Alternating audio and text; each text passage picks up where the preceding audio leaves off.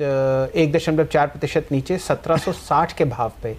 ये स्टॉक पिछले 7-8 दिन से ढीला है, इसके बारे में कोई राय है आपकी? नहीं, देखिए एक बहुत अच्छा अपमूव शुरू हुआ था 1500 पे और वो करीब 1800 रुपये तक का वो अपमूव चला है। तो मेरे हिसाब से थोड़ा कंसोलिडेशन हो रहा है और वो कंसोलिडेशन में डिप जो है वो शायद आपको 1730 1720 तक देखने को मिले।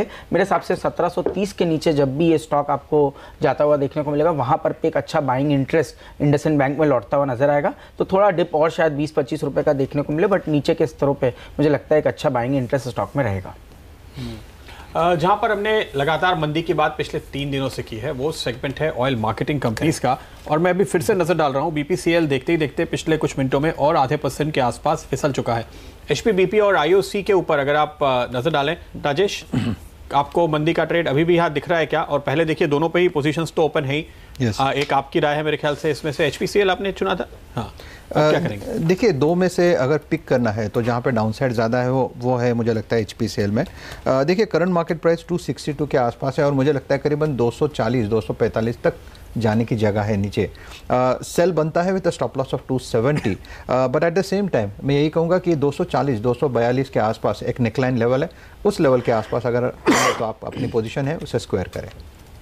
चलिए पोजीशन स्क्वायर करते हैं। और बात जब एनर्जी स्पेस की हो रही है तो गैस अथॉरिटी ऑफ इंडिया पीछे नहीं रहना चाहिए। इसमें भी काफ़ी बिकवाली का दौर चल रहा है और ज़बरदस्त ओपन इंटरेस्ट बिल्डअप है। चतुर्मुता साहब, आप क्या करेंगे स्टॉक के बारे में?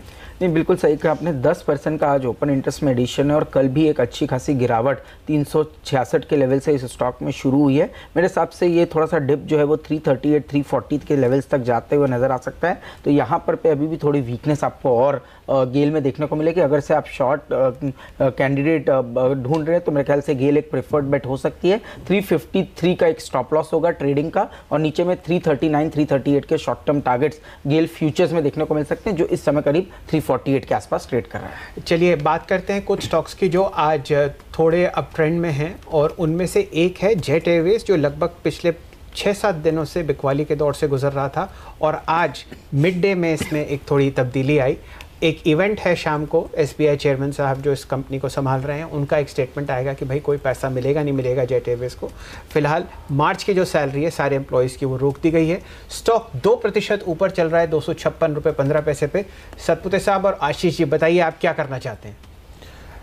देखिए टेक्निकली अगर जेट को देखें, न्यूज़ का एक अलग इम्पैक्ट है, लेकिन टेक्निकली देखिए 230-240 यानी 240 ये लेवल पकड़ के चलिए एक मीड इम्पॉर्टेंट लेवल है, एक जहाँ पे हम लोग नेकलाइन कहते हैं, ब्रेकआउट लेवल कहते हैं। तो आप देखोगे जब भी जेट 240 के आसपास आएगा तो उसमें काउंटर बाइंग की चेष्टा होगी। मुझे लगता है निगेटिव जो है वो फिलहाल फैक्टर इन है। 220 का स्टॉप लॉस हमने सजेस्ट किया है और हमें जो लगता है कि इसका जो टारगेट होगा वो करीबन 300-310 का होगा over a period of time. But at the same time let me add कि यहाँ पे जो न्यूज़ का इम्पैक्ट है वो एक अलग ही अपना रोल निभाएगा। जो व्यू है वो प्योरली एग्रेसिव बायर्स के लिए है। 220 का स्टॉप लॉस मेंटेन करें। सुनील जी, इस स्टॉक की खासियत यह है कि काफ़ी बुरी खबरें भी आती हैं तो ये ज़्यादा गिरता नहीं है। तो न्यूज़ की जो बात कर रहे हैं राजेश जी, वो बाजार को तो लगता है कि न्यूज़ अच्छी आएगी इवेंचुअली, आज नहीं तो।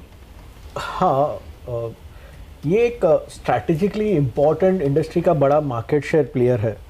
तो overall from an economic functioning point of view इसका होना ज़रूरी बन जाता है।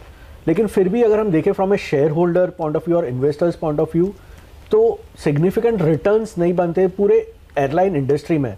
Jet is not an exception. So हमारे हिसाब से ये इंडस्ट्री जो है वो शेयर होल्डर्स को लॉन्ग टर्म में रिटर्न जनरेशन के लिए इतनी वर्ल्ड वाइड भी नहीं है। देखिए, जब स्पाइस जेट दिक्कत में था और अगर किसी ने उसको लिया 15-20 पे नहीं तो 25 पे 30 पे भी लिया तो वहाँ से पैसे 3-4 गुने हो गए थे।